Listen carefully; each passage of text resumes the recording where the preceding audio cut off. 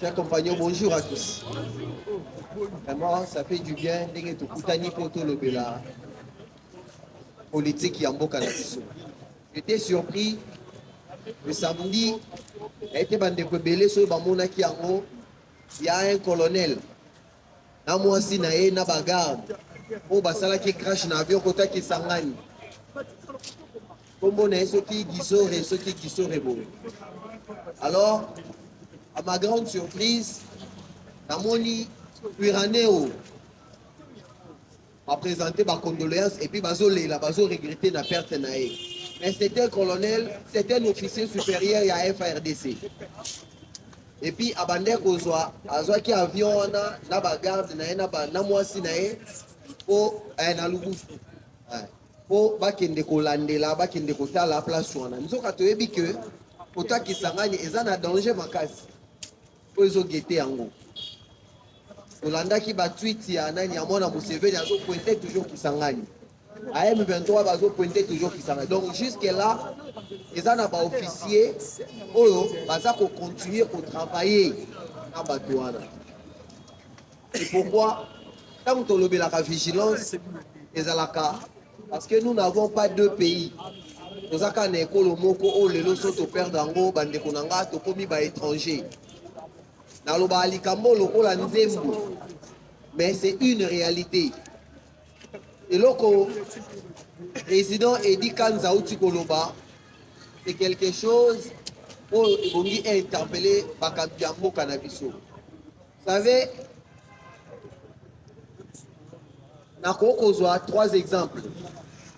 Exemple à Liboso, Ezaya premier ministre et à Éthiopie. Premier ministre de l'Éthiopie a eu prix Nobel de la paix. Mais lorsque la population y a Tigré est la province de l'Éthiopie, UDPS vivant. Par ça, les rébellions, pour pas déclarer Tigré et comme un pays. A tali prix Nobel n'a été. Atali Kio Boeboete, parce que c'était militaire. En Matissa, avion de chasse. A frappa Bango.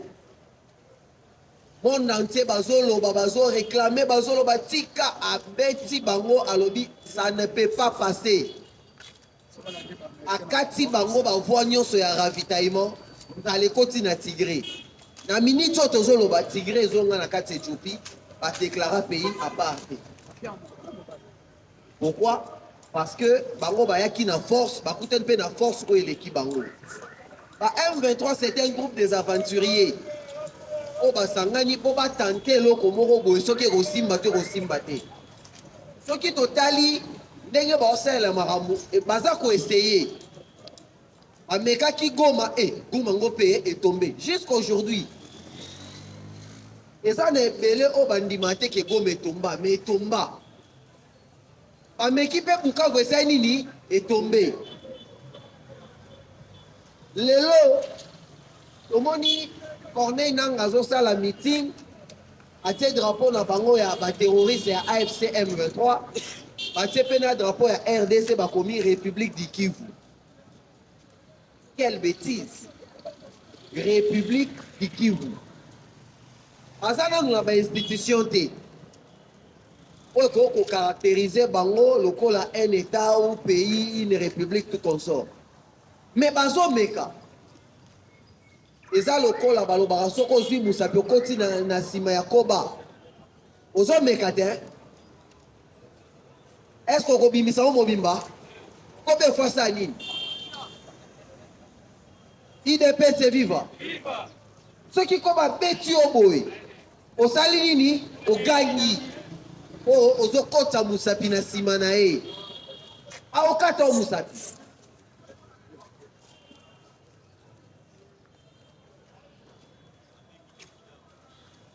Papa malobaki. Pona koeba ke mwana bimiminu ifaswa nini? Ifaswa libela mama. IDPS viva. Pona kotali saba terroriste ya M23 que République démocratique du Congo Et ça, la blague te. Un moko, il faut qu'on frappe. Andeko. Tozaka un système, il y a un repli stratégique. Tozaka un système, il y a cesser les faits. En gros, baza pour avancer. Et je l'ai dit, c'est comme une aventure. Bandeko nanga. Ezo kende net aventure. Quand nenge tozo kende. Lobi pe to lamuka. Payer c'est nini. Kaka net aventure. Donc comme il faut bêta on a les solo.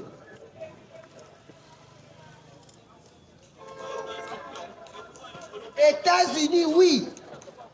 On a dit des sanctions. Après, si 3 catégories à battre. Les sanctions aux États-Unis. Alors, il y a des exploité. Ils sont sanctionnés. Ils ont marché. Ils sont sanctionnés. Na ba acheteur, na yo mosombi ya ba minerai à RDC wana, ya contrebande, na yo posa sanctionné. Mais ce n'est pas tout. Andeko, États-Unis bato ba s'imposer car ce sont les multinationales. Ba multinationales wana, bango nde bazo sala loi. Oyo lelo bakoki pe ko influencer ba décision ya Donald Trump. Et là, on va peut demander que la locale a dit il peut rater. Et ça l'a mis pété. Le bilan qui peut couler comme il peut payer à part. Vous pensez que ceux qui le va déclarer parti on a est comme pays. Attends, tu vas dire que au dialogue yango tu vas dire bah on cédé les sous-soutés parce que ici bah yango. C'est le moment. Soudain yango on est qui moko na ancien président Omar Béchir. Les lois Kabone comment Soudan du Nord na Soudan d'ici. Les lois Tabasangisi général Haftar na Salva Kiir ya Soudan d'ici Basangisi Bango. To El Boran Basangisi Bango nyonso balobi boke na dialogue. Est-ce que baolinga Soudan songa moko? Jamais. Atuana ba M23 ndenge bazawana bazo signé déjà ba accord. Il y a une exploitation na ba multinationale bazo sala yango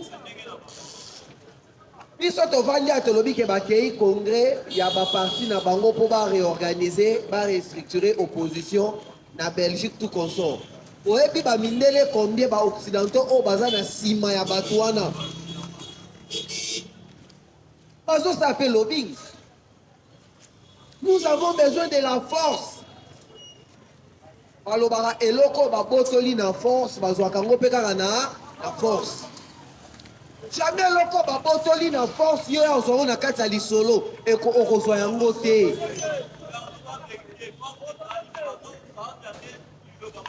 UDPS c'est vivant. UDPS c'est vivant. Tout ça pays.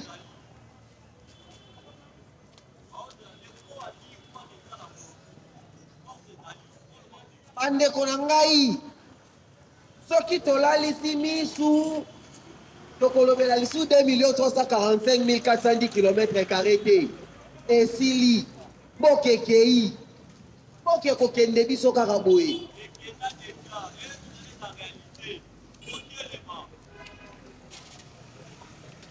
eza na le samedi toujours nazotanga discours. Je crois que ebele parmi biso bazala raté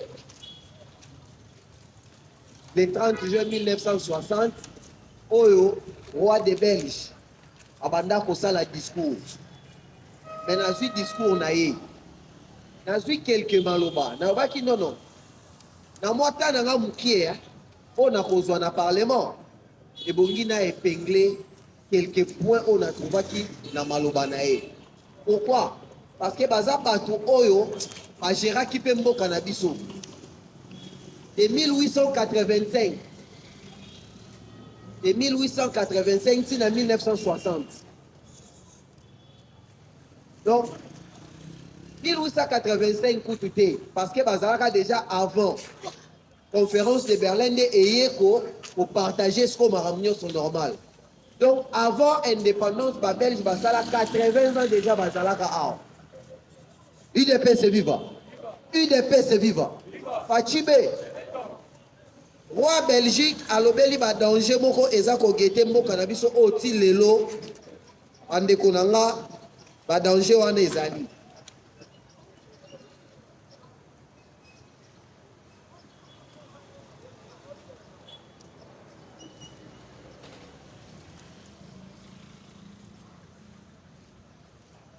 Alobi UDPS est vivant. UDPS est vivant. Le Congo a été doté de chemins de fer, des routes, des lignes maritimes et aériennes qui, en mettant vos populations en contact les unes avec les autres, ont favorisé leur unité et ont élargi les pays aux dimensions du monde. Raison oyo, basala banzela, basala ba route oyo ya rail bani nyonso, ezali pona ko conserver unité ya mboka. UDPS est vivant. Alobi boye,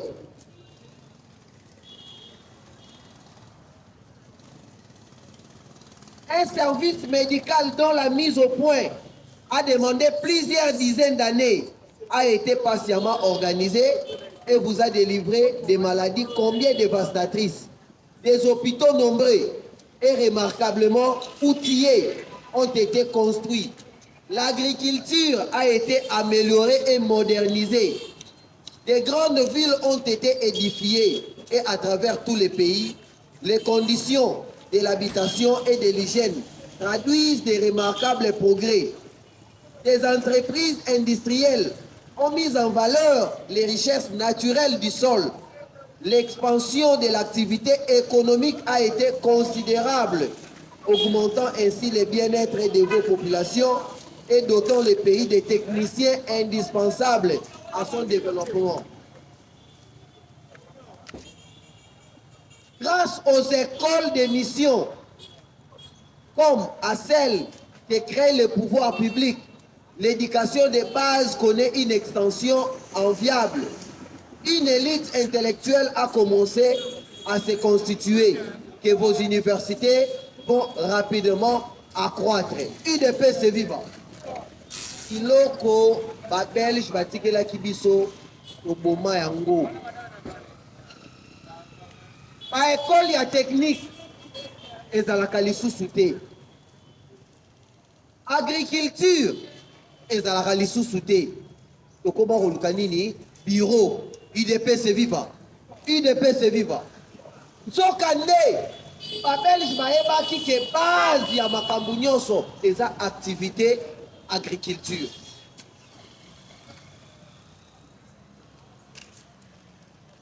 Aye Koloba, c'est à vous, messieurs, qu'il appartient maintenant de démontrer que nous avons eu raison de vous faire confiance. Après avoir kotika babiloko wana nyonso ba école ba makambu tout o bango batikaki. Ezalaki na responsabilité na biso de démontrer que bazaki na raison ya kotika biso. Mais pas mettre biso en garde. UDPS est vivant. UDPS est vivant.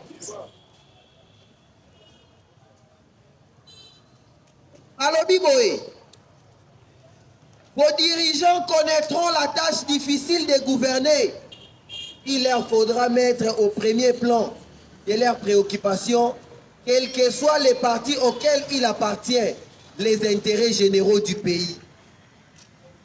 Quels que soient les partis qu'il appartient, et Bongito tia liboso nini, par intérêts généraux Yamboka. Bandeko, Kabila Zako Bunda.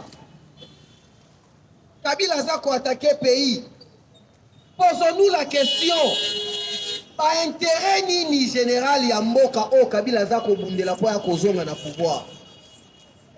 Par intérêt nini o nanga Zako Bundela po bazwa parti ya Est wana. Eza ba intérêt général Yamboka te.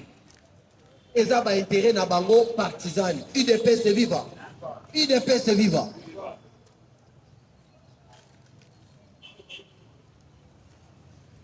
Chers compagnons d'élite, alors Biboye, un nombre de plus en plus considérable de travailleurs qualifiés appartenant à l'agriculture, bilanga, musala ya bilanga, à l'industrie, à l'artisanat, au commerce, à l'administration, font pénétrer dans toutes les classes de population l'émancipation individuelle, qui constitue la véritable base de toute civilisation. Nous sommes heureux d'avoir ainsi donné au Congo, malgré les plus grandes difficultés, les éléments indispensables à la mature d'un pays en marche sur la voie du développement. Bande Konanga, lelo to condamné Belgique, responsabilité et ça y a beaucoup. UDP c'est vivant. UDP c'est vivant.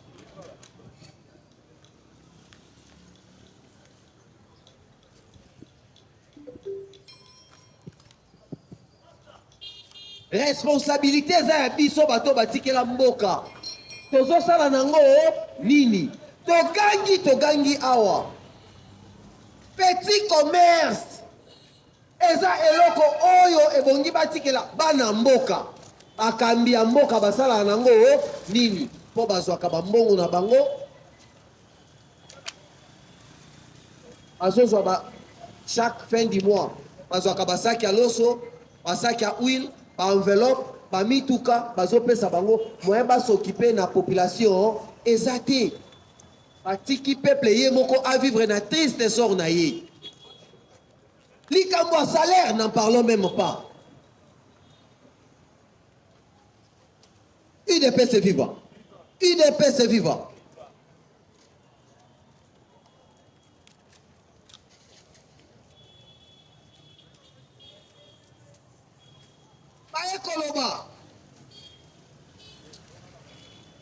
Dorénavant, la Belgique et le Congo se trouvent côte à côte comme deux États souverains, mais liés par l'amitié et décidés à s'entraider. Aussi, nous remettons aujourd'hui entre vos mains tous les services administratifs, économiques, techniques et sociaux, ainsi que l'organisation judiciaire sans lesquels un État moderne n'est pas viable. Les agents belges sont prêts à vous apporter une collaboration loyale et éclairée. Wana position ya Belgique. Lelo administration ekufa. Andeko nanga tokendeka na l'État. Administration ekufa. Nzoka balobi soki administration ezate c'est que base ezate eza lokolo ozotonga ndaku otie fondation te. Soki corruption continue na misala ya l'État c'est parce que administration ya malamu ezate. Base ya makambo eza nde administration. Nayoki lobby awa bazoyebisanga na DGRK, ça m'a fait très mal. Eza na agent moko atravaillaka na DGRK na kotanga kombo na ye te. Ayebisinga nini? Alobi mbongo ezokota ebele na DGRK. Mais badepute provinciaux bakendaka wana bapesa bango ba enveloppe chaque mois. Soki ba travailleurs oyo baza na administration bao réclamer bamatela bango mbongo, bango baboyi. Badepute provinciaux lokola baza côte à côte. Omonaka bureau DGRK eza pembeni na assemblée provinciale. Badepute bango nde bazwaka mbongo, mais ba oyo bazo travailler pour na recette kota te bango baza na droit te. Na hôtel de ville awa administration bazolela, na fonction publique administration bazolela. Ministre aza na administration te. Administration bandaka na secrétariat général UDP c'est vivant na ebite so na kosi. Administration bandi na secrétariat général bazo kita. C'est ça l'administration. Ce qui est là, misala nyonso ekufa parce que ba négliger administration.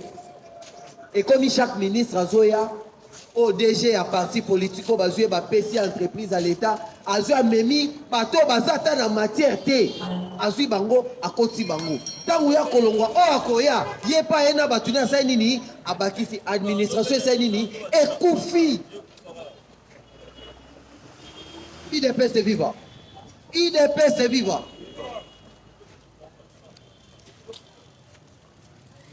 Na komi koshita 3 minutes.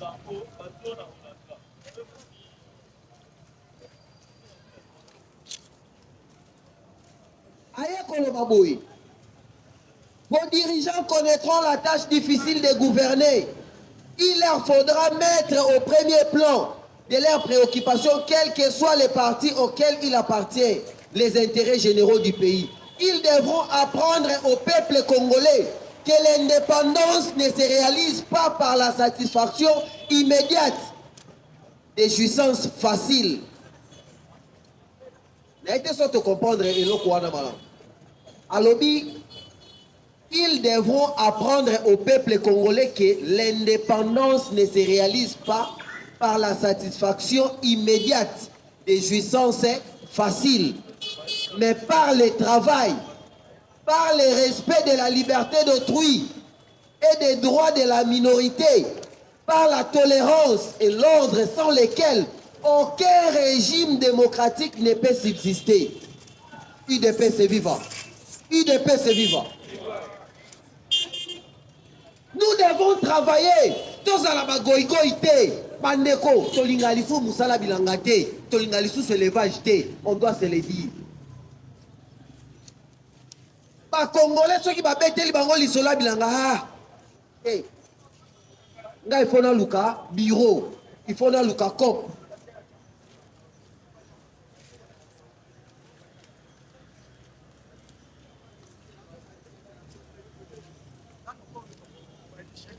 Chers compagnons d'élite, à lobby, on a cochité d'émancipation individuelle qui constitue la véritable base de toute civilisation. N'ayez crainte de vous tourner vers nous. Nous sommes prêts à rester à vos côtés pour vous aider de nos conseils pour former avec vous les techniciens et les fonctionnaires dont vous aurez besoin. Oyebaki avec Belgique, les techniciens Zalaki, na Onatra, les techniciens Zalaki Belé, l'école technique Zalaki et Belé na Congo. Nyonso, boma et si là tu as na ba technicien té. Toyebaka ba agronome, est-ce que boka lisu ba agronome bazalaka? Agronome bazala lisu té. Et on a appelé lisu té agronomie. Ezali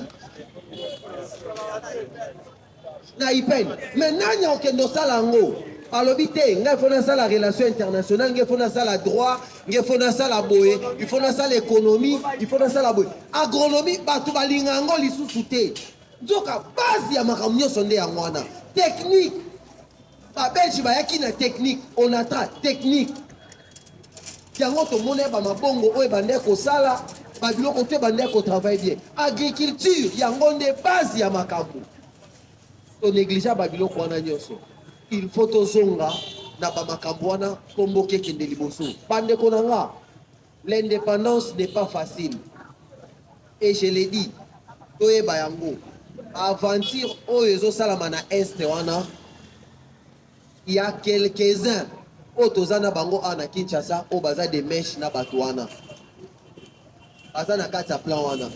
C'est pourquoi baza na kilo ya kosala ba déclaration ya makasi pour na sensibiliser population. Mais nous n'allons pas laisser parce que tozaka na mboka o moko. Tokotika yango te bandeko nanga. Restons unis. Na maloba oyo alobi eloko moko. Alobi soki bino ba Congolais bokabwani. Soki bino ba Congolais bokabwani bokopesa nzela na ba étranger. Po ba manipuler bino baka bolekolo na bino. Alobi yango awa. Wana roi de Belge. Alobi yango ezali. C'est pourquoi na intervenera toujours pour la koloba tozala uni tolinge kolo na biso parce que toza nango moko toza nango mibale te tokabwana te mokongo muluba moswahili toza bandeko moko GDG vraiment.